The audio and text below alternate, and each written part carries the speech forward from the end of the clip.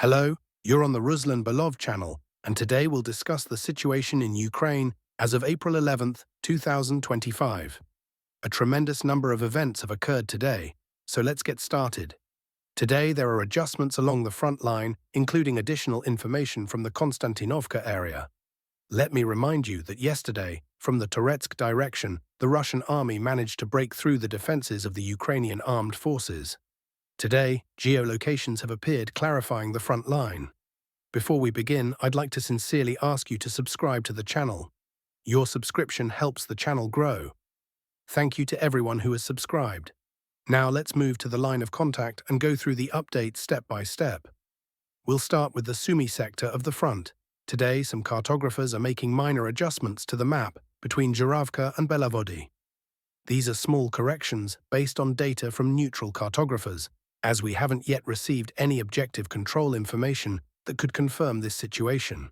Let me remind you that yesterday, the Russian Ministry of Defense reported the complete clearing of the settlement of Zhuravka.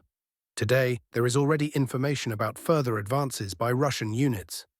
As for the settlement of Oleshnya, we've received no news over the past day. Recall that in recent days, there had been movement by Russian units from Gogolevka toward Oleshnya, as well as attempts by the Russian army to encircle or outflank the village of Oleshnya from the Basovka direction. However, it appears this objective is still in progress. Next, we move toward the settlement of Gornal. If you look at the number of geolocation markers from this sector, the overall picture becomes clear. At the moment, the Russian army has launched a decisive assault on Gornal. There are map adjustments according to some pro-Russian sources. Some pro-Russian experts note that during recent offensive operations, the Russian armed forces have managed to advance very close to Gornal, also taking control of a large number of forested areas, tree lines, and certain positions of the Ukrainian armed forces. Additionally, objective control footage was published today by pro-Russian sources. In these clips, we can see a large series of strikes on positions of the Ukrainian 80th and 82nd Brigades. The strikes target temporary deployment points, FPV drone operators, and of course river crossings, specifically crossings over the Psel River. It's possible that within the next night or the coming days, the map will change again, and Gornal may be fully marked as under the control of the Russian armed forces. Next, we move to the Belgorod sector of the front, where a lot of information is also coming from. Today, reports indicate that Russian units have begun the final clearing of the settlement of Popovka. Various pro-Russian sources report this. According to them, the RUAF controls only a few buildings in the southwestern part, likely near a small wooded area. There is also increased activity by Russian artillery and aviation in the area of the settlement of Mariino. In this objective control footage, we can see a combined strike on UAF positions already inside Sumy Oblast. Judging by the number of geolocations from this sector, it appears the Russian army is conducting artillery and aerial bombardment preparations ahead of a possible offensive from the settlement of Grafovka toward UAF positions near Mariina, Prokhody, and Turia. We'll keep watching, but in any case, this operation could begin very soon. Next, we move to the Kupyansk sector of the front. On the northern Kupyansk axis, there seems to be an operational pause. For several days now, we've received almost no information from the settlements of Kondrashevka, Zapadnaya, or from Kamyanka and Topoli. As for the central Kupyansk direction, the map remains active as usual, with combat operations maintaining high intensity. We'll start with the settlement of Nadia. Let me remind you that just yesterday, we updated the map based on objective control footage. Russian soldiers raised a flag in the southern part of the forest, south of Nadia. Today, some neutral cartographers are further updating the map, and according to their data, the Russian armed forces have completely cleared Nadia and established full control over the Zhalobki forest. As a result, according to these reports, units of the Ukrainian 3rd Brigade were forced to fall back to more advantageous positions toward the settlements of Novoserhivka and Chereshnya. There are also reports that starting today, or possibly between April 10th to 11th, the Russian armed forces have intensified offensive operations along the Makivka-Hrekovka line. As we've discussed in previous videos, we can see the Russian army's strategy, an attempt to split this axis into several segments. Strikes, as a reminder, are being conducted from the north, from the east toward Druzhelyubivka, and daily attacks are also being launched from the Ivanivka, Novosadov direction toward Katerinivka, Redkadub, and then north again toward Druzhelyubivka. We're seeing three main thrusts of the offensive. If the groupings of the 20th Army converge toward the center, we could see this entire sector of the front being split into more or less even segments. Afterward, it would be easier for the Russian army to deal with each isolated pocket separately. Slightly to the south, activity has increased on the Lyman axis, and today footage has emerged from what could be described as the outskirts of the town of Izyum. Strikes are being carried out deeper and deeper into Ukrainian armed forces, UAF positions, targeting rear areas. This, in turn, confirms that the front line is gradually shifting here as well, and the Russian army is preparing a foothold ahead of what could be the third battle for Lyman. Next, we move to the Toretsk sector, where we should take a closer look. Let's start with the footage published yesterday by Ukrainian sources. Recall that on the morning of April 10th, Ukrainian sources released this objective control footage showing Russian troops attacking toward the village of Nelepivka. The footage, published by the Ukrainian side, shows numerous strikes on Russian forces. Based on these clips, yesterday we made some interesting map updates, fully marking the area up to the mines themselves, as well as the village of Nelepivka, where it appears a Russian airborne unit landed and established a circular defense. Today, new objective control footage has emerged, clarifying the situation near Nelepivka. This is how the map looked by the end of April 10th, and this is how it looks now by the end of April 11th. Ukrainian sources have published new clips, possibly the same episodes from yesterday's assault, but from different angles, with FPV drone strikes carried out by other UAF operators. There are many such episodes, and one of them is geolocated precisely at this spot. At the 6-second mark in this video, we can see Ukrainian drones striking Russian armored vehicles. Here's the clip. In these frames, we can observe Russian vehicles already pulling back toward Nelepivka. It's possible that somewhere here, at the intersection of these tree lines, a landing operation took place, after which Russian armored vehicles attempted to retreat toward Toretsk. Based on this footage, we've added a bit more grey zone to the map. There's also interesting news today from pro-Western sources.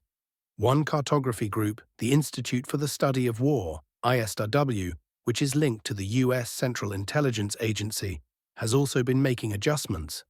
Today, they updated their maps in favor of the Russian armed forces, confirming that over the past 48 hours, Russian troops indeed managed to breach UAF defenses between Toretsk and the village of Pleshevka. As a result of this assault, the entire road, including all strongpoints, is now under Russian control. At the same time, reports indicate ongoing fighting along the Siversky-Donetsk-Donbas Canal, in the triangle between Yuzhna-Delivka, Pivnichna-Delivka, and Azaryanivka. Today, the main clashes unfolded along Highway 05-19, where Russian units attempted to break through defensive lines and reach the southern outskirts of Delivka. While Russian forces did not make significant advances in the past 24 hours along these axes, possibly due to Ukrainian counterstrikes or a slowdown in offensive momentum, there are still map adjustments. Yesterday, the map looked like this.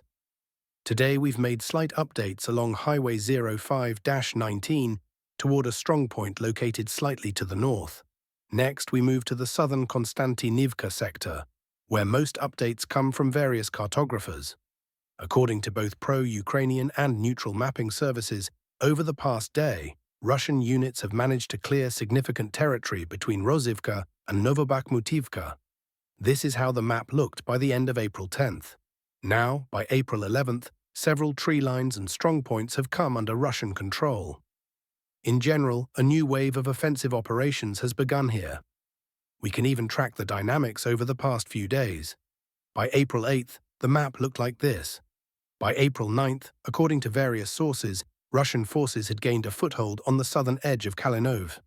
By April 10th, they expanded their control to at least 50% of Kalinov, as well as areas around Rozivka and Panteleimonivka. Now, by April 11th, reports confirm further expansion around key strongpoints. We can see that the Russian army is gradually advancing here, though the pace is slower than, say, near Toretsk. This is because this defensive line has remained largely untouched, possibly for the past year, or even longer in some areas, like Rozivka, which may have been under UAF control since 2014.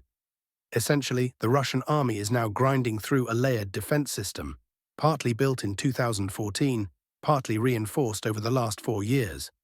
This sector is dense with fortifications and strongpoints. Once this line is breached, the offensive tempo will likely accelerate, with advances expected along Highway H20 toward Romanivka, Zarya, and further toward the Klebenbeek Reservoir. Next, we move to the Pokrovsk sector of the front. It's quiet here. The Russian army appears to have finally stabilized the situation. Let me remind you that yesterday we discussed new footage published by Ukrainian sources from the Peshchenoi area. Today we've managed to clarify the date. These clips, released by the Ukrainian side, are actually from early March 2025. Therefore, no map adjustments are necessary, as the Russian side has since regained control over the lost territory. Today, pro-Ukrainian cartographers confirm minor advances east of Uspanovka's outskirts, while pro-Russian and neutral sources, including the Russian Ministry of Defense, have long confirmed full control over Uspanovka. As for the Novopavlovsk direction, the Russian army is gradually increasing the pace of its offensive, which began several days ago. Today, there is objective control footage and frontline adjustments near the village of Bogdanovka.